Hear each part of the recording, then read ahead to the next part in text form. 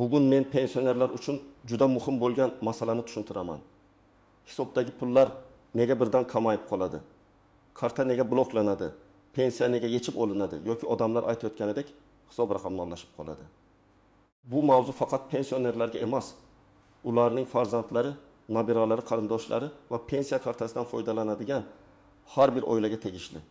Chunki bitta xato qo'ng'iroq, bitta noto'g'ri bosilgan tugma yoki bitta qarzdorlik butun pensiya pulining bir lahzada yo'q bo'lishiga olib kelishi mumkin.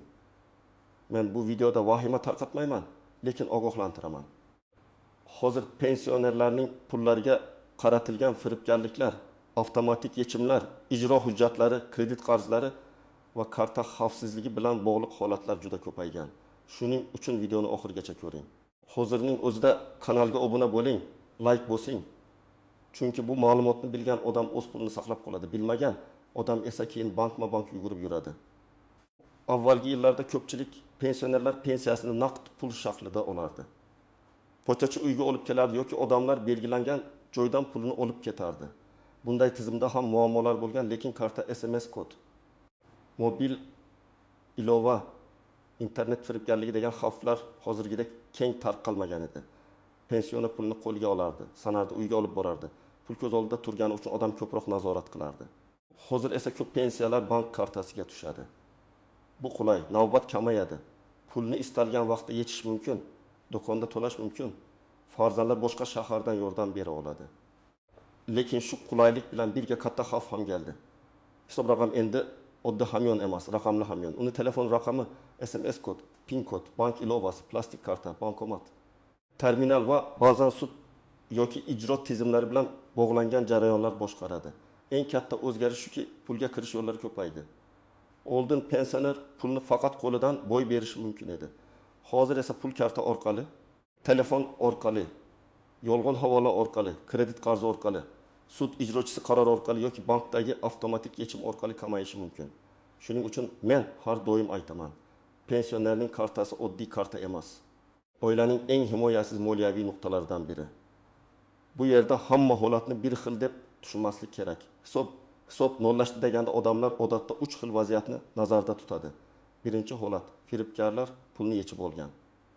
Ikkinchi holat, bank yoki to'lov tizimi qarzdorlik, kredit, overdraft yoki xizmat haqi bo'yicha pulni ushlab qolgan. Uchinchi holat, davlat ijrochisi yoki sud qarori asosida ma'lum summa yechilgan yoki hisobga cheklov qo'yilgan. Har birining sababi, yechim va murojaat qilish tartibi boshqa-boshqa. Main partiyadan kim xavotir olishi kerak, kim hozircha xotirjam bo'lishi mumkin, men birinchi navbatda eng xavfli guruhni aytaman. Telefon orqali bank xodimi, xavfsizlik xizmati, prokuratura, soliq, pensiya jamg'armasi yoki kartangiz bloklanadi deb qo'ng'iroq qilganlarga ishonib qoladigan pensionerlar alohida ehtiyot bo'lishi kerak. Haqiqiy bank xodimi hech qachon sizdan SMS kodni, karta PIN kodini, karta orqasidagi 3 xonali kodni yoki mobil ilovaga kirish parolini so'ramaydi. Agar kimdir hozir kodni aytmasangiz pulingiz yo'qoladi desa, bilingki pulingiz aynan kodni aytgandan keyin yo'qoladi. Masalan, bir pensioner onaxonning kartasiga har oy 1 million 200 ming so'm pensiya tushadi. U kishiga bir odam qo'ng'iroq qilib, sizning kartangizdan begona odam pul yechmoqchi. Biz bank xavfsizlik xizmatidanmiz, hozir SMS kodni ayting. Biz operatsiyani to'xtatamiz deydi. Onaxon qo'rqib ketadi, telefonga kelgan 6 xonali kodni aytadi. Aslida firibgar shu kod orqali bank ilovasiga kiradi yoki onlayn to'lovni tasdiqlaydi. 10 daqiqa ichida kartadagi 1 million 200 ming so'm boshqa hisobga o'tib ketadi. Keyin bankka borganda operatsiya kod bilan tasdiqlangani ko'rinadi. Bunday holatda pulni qaytarish juda qiyinlashadi. Ikkinchi xavfli guruh, kartasini farzandi, nabirasi, qo'shnisi yoki tanishiga berib qo'yadigan pensionerlar. Men oilada ishonch bo'lishiga qarshi emasman, lekin moliyaviy xavfsizlikda qo'yda bitta, karta egasi karta ustidan nazoratni o'zi ushlash kerak. Ba'zan nabira buvijon, men bankomatdan olib kelaman deb kartani oladi. PIN kodni biladi, keyin karta orqali internetda o'yin, buyum, taksi yoki boshqa xizmatlarga to'lov qiladi. Pensioner esa pulim o'zi yo'qoldi deb o'ylaydi. Aslida karta ma'lumotlari oilaning ichida tarqalib ketgan bo'ladi. Uchinchi xavfli guruh, kredit, aliment, kommunal qarz, jarima yoki sud qarori bor pensionerlar. Ko'p odam pensiya puliga tegish mumkin emas deb o'ylaydi. Bu fikr hamma holatda to'g'ri emas. Qonunchilikda ijtimoiy to'lovlar, pensiyalar va daromadlardan ushlab qolish bo'yicha cheklovlar, tartiblar va foizlar bo'lishi mumkin. Lekin qarzdorlik ijro hujjati asosida kelgan bo'lsa, bank hisobiga band solinishi yoki pulning bir qismi ushlanishi ehtimoli bor. Bu ayniqsa odam o'z nomiga kredit olib farzandiga bergan, lekin kredit to'lanmay qolgan holatlarda ko'p uchraydi. Aniq misol keltiraman. Otaxon 2022 yilda o'g'liga yordam berish uchun 2 million so'm kredit olgan. O'g'li dastlab 3 oy to'lagan, keyin ishsiz qolgan, kreditga chiqqan, foiz va penya qo'shilgan, qarz 22 million so'mga yetgan. Bank sudga murojaat qilgan. Sud qarori chiqqan, ijro ishi ochilgan. Otaxon keyingi oy kartasiga 1 million 500 ming so'm pensiya tushganini ko'radi. Lekin bankomatda pul kam chiqadi yoki umuman yechib bo'lmaydi. Otaxon pensionerlarning hisobini nollashyapti deb o'ylaydi. Aslida bu firibgarlik emas, ijro hujjati asosidagi cheklov bo'lishi mumkin. Bu yerda yechim boshqa, bankdan izoh olish. Majburiy ijro byurosi yoki tegishli ijro organiga murojaat qilish, qaror nusxasini ko'rish, ushlab qolish miqdori qonuniy yoki noqonuniyligini tekshirdirish kerak. 4-xavfli guruh. Telefonida bank ilovasi ochiq turgan, lekin telefoniga parol qo'ymagan pensionerlar. Hozir telefon yo'qolsa, bu faqat aloqa vositasi yo'qoldi degani emas. Telefon ichida bank ilovasi, SMS xabarlar, kontaktlar, Telegram, rasm va hujjatlar bo'lishi mumkin. Agar telefonni topgan odam bank ilovasiga kira olsa, karta pulini o'tkazishi mumkin. Shuning uchun telefon paroli, bank ilovasi paroli va SIM karta xavfsizligi alohida muhim. Kimlar hozircha nisbatan xotirjam bo'lishi mumkin. Agar pensioner hech kimga karta raqami, SMS kod, PIN kod bermasa, telefoniga begona dastur o'rnatmasa, kredit o'z qarzi bo'lmasa, bank ilovasiga faqat o'zi kirsa, kartani doim nazorat qilsa, xavf ancha kamayadi. Lekin menda hech narsa bo'lmaydi deb beparvo bo'lish ham xato. Firibgarlar aynan ishonuvchan, sodda, huquqiy jarayonlarni bilmaydigan va texnologiyadan yaxshi foydalanmaydigan odamlarni tanlaydi. Yana bir real holatni ko'rib chiqamiz. Pensioner onaxon bozorga borib, terminal orqali 80 ming so'mlik mahsulot oladi. Terminalda to'lov amalga oshmay qolgandek ko'rinadi.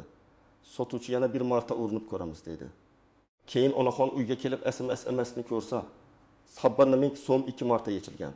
Bu firibgarlik bo'lmasligi ham mumkin. Texnik xato yoki 2 martalik to'lov bo'lishi mumkin. Bunday holatda sotuvchi bilan janjallashishdan oldin bankdan tranzaksiya ma'lumotini olish, savdo nuqtasiga kvitansiya bilan borish, kerak bo'lsa bankka ariza yozish kerak. Yana bir misol. Otaxonning kartasidan har oy 9 ming, 20 ming yoki 29 ming so'mdan yechilib boradi. Odam kimdir pulimni o'g'irlayapti deb o'ylaydi. Tekshirilsa, ilgari u telefonda bir pullik xizmatga, SMS xabarnoma paketiga, sug'urta xizmatiga yoki mobil ilova obunasiga ulanib qolgan bo'ladi. Mayda summa bo'lgani uchun odam sezmaydi, lekin bir yil ichida 300 ming so'mdan ortiq pul ketishi mumkin. Demak, har oy kartadan qayerga pul ketayotganini tekshirish shart. Eng birinchi nozik joy. Pensiya kartasi bilan oddiy bank kartasi bir xil ishlatiladi. Lekin pulning manbasi ijtimoiy ahamiyatga ega. Shu sababli har qanday yechimda bu pensiya edi, uni to'liq olib qo'yish mumkinmi degan savolni berish kerak. Men tavsiya qilaman. Agar hisobingizdan katta summa ushlangan bo'lsa, darhol bankdan yozma ma'lumot so'rang.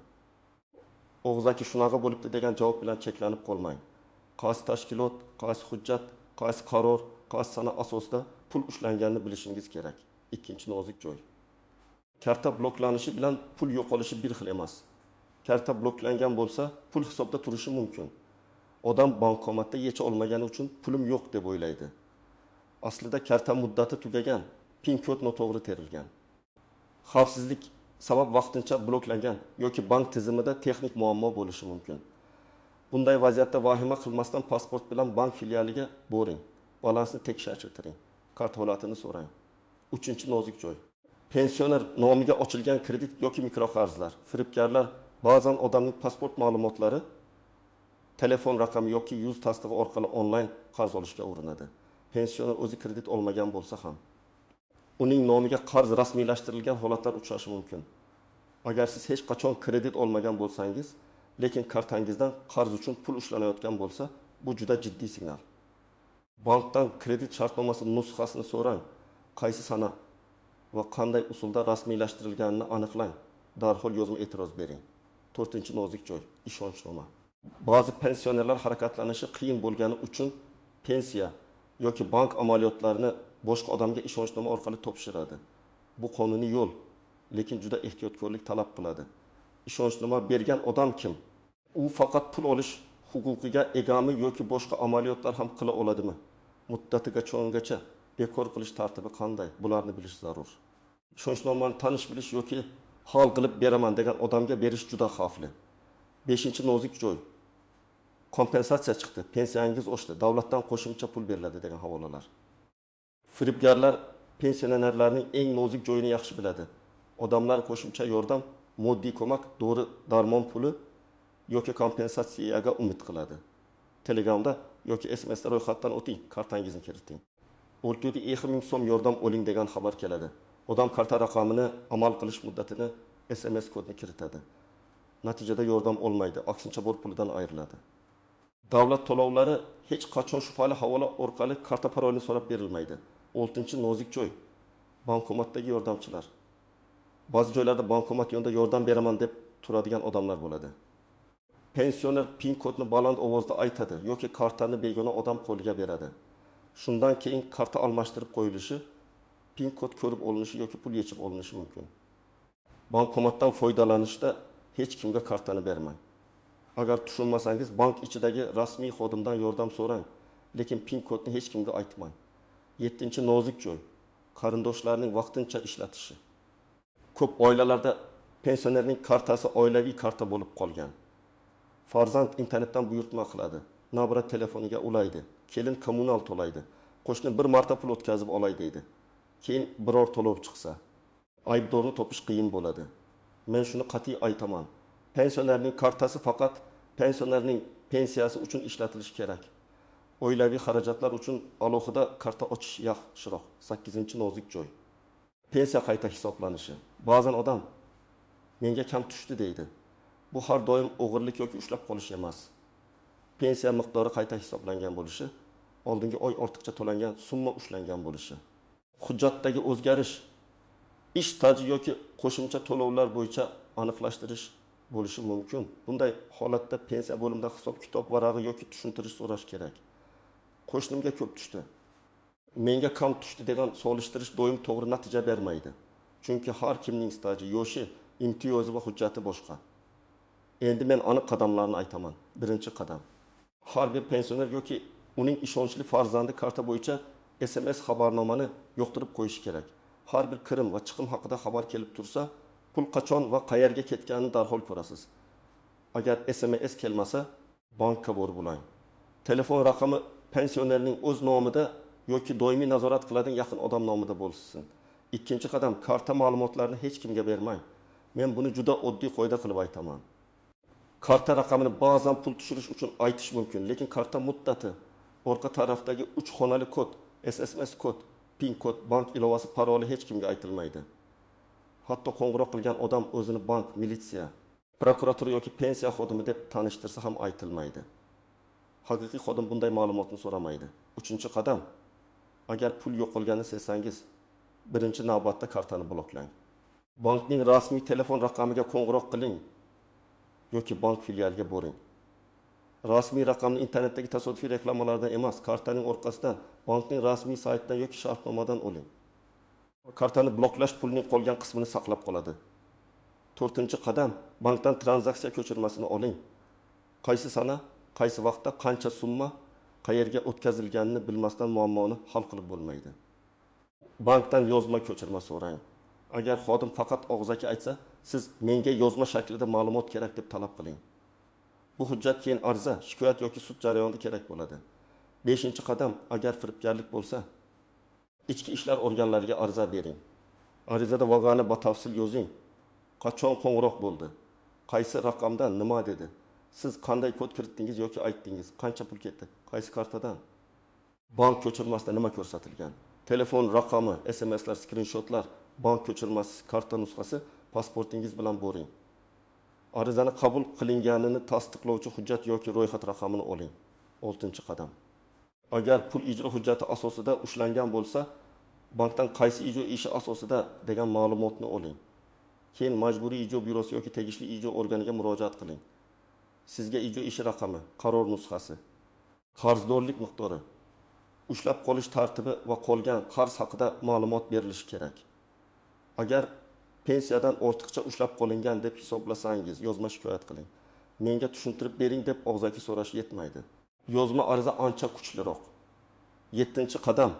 Agar kredit sizniki bo'lmasa, darhol e'tiroz bildiring. Bankka men bu kreditni olmaganman, shartnomani tan olmayman, rasmiy tekshiruv o'tkazishingizni so'rayman. Mazmunida ariza yozing. Kredit shartnomasi, ariza, tasdiqlash usuli, video yoki biometrik tasdiq bo'lmaganini so'rang. Shuningdek, huquqni muhofaza qiluvchi organlarga ham murojaat qiling. Bu masalada vaqtni cho'zish yaramaydi. Chunki har oy foiz va jarima qo'shilishi mumkin. 8-qadam. Telefon xavfsizligini mustahkamlang. Telefoningizga parol qo'ying. Bank ilovasiga alohida parol qo'ying. Begona odam yuborgan havolani bosmang. Yangilash kerak. Pul olish uchun kiring. Anketani to'ldiring degan xabarlarga ishonmang. Rasmiy ilovalarni faqat telefonning rasmiy ilova do'konidan yuklang. Agar telefon yo'qolsa, darhol sim kartani bloklang va bankka xabar bering. 9-qadam. Pensiya kartasida katta summa saqlamang. Agar imkon bo'lsa, pensiya tushgandan keyin kerakli qismini naqd qiling yoki alohida xavfsiz hisobga o'tkazing. Lekin bu yerda ham ehtiyot bo'ling. Naqd pulni uyda hamma biladigan joyga qo'yish ham xavf. Maqsad pulni bir joyda nazoratsiz qoldirmaslik. Har bir oilada pensionerning pulini kim ko'radi, kim yechadi, kim xarajat qiladi degan tartib aniq bo'lishi kerak. 10-qadam. Bank va pensiya bo'limiga borayotganda hujjatlarni to'liq olib boring. Pasport yoki ID karta, bank kartasi, telefon, SMS xabarlar, bank ko'chirmasi, pensiya hujjatlari, kredit yoki qarzdorlikka oid qog'ozlar. Sud yoki ijro qarori bo'lsa, uning nusxasi kerak bo'ladi. Agar pensionerning o'zi bora olmasa, qonuniy ishonchnoma rasmiylashtirilgan ishonchli odam bo'lishi mumkin. Men yana bir narsani alohida ta'kidlayman. Har bir murojaatni yozma qiling. Bankka, pensiya bo'limiga, ijro organiga yoki boshqa tashkilotga borganingizda ariza nusxasiga qabul qilingan sanani qo'ydiring yoki elektron murojaat raqamini saqlab qo'ying. Ertaga siz murojaat qilmagansiz deyishmasligi uchun qo'lingizda iz bo'lishi kerak. Oiladagi farzandlarga ham alohida gapim bor. Ota-onangizning pensiya kartasini o'z holiga tashlab qo'ymang. Oyda bir marta balansni tekshiring. Shubhali yechimlar bormi ko'ring. Telefoniga kelayotgan xabarlarni tushuntiring. Lekin yordam beraman deb ularning kartasini butunlay o'zingizniki qilib olmang. Pensioner o'z pulining qayerga ketayotganini bilishi, qaror qabul qilishda ishtirok etish kerak. Agar pensionerning hisobidan pul bir lahzada ketgan bo'lsa, eng yomon xato bu jim o'tirish. Ko'pchilik uyat bo'ldi. Kodni o'zim aytib qo'ydim.